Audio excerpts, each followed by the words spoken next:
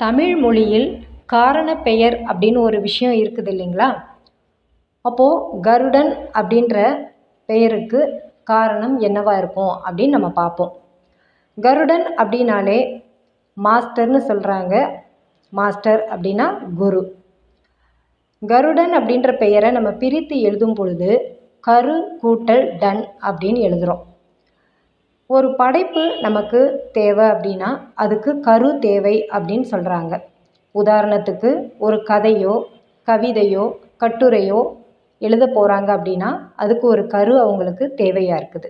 இன்னும் சொல்லப்போனால் தாயின் வயிற்றில் ஒரு சிசு உருவாகுது அப்படின்னா அதுக்கும் கரு தேவையாக இருக்குது. டன் அப்படின்னு எடுத்துக்கிட்டோம்னா எடை அல்லது நிறையை குறிக்கும் அழகு அப்படின்னு சொல்கிறாங்க. சிறந்த படைப்புகளை உருவாக்குவதற்கு தேவையான நிறைய கரு குருவிடம் இருப்பதால் இந்த பெயர் அமைவதற்கு காரணமாக இருந்திருக்கலாம். நன்றி, வணக்கம்.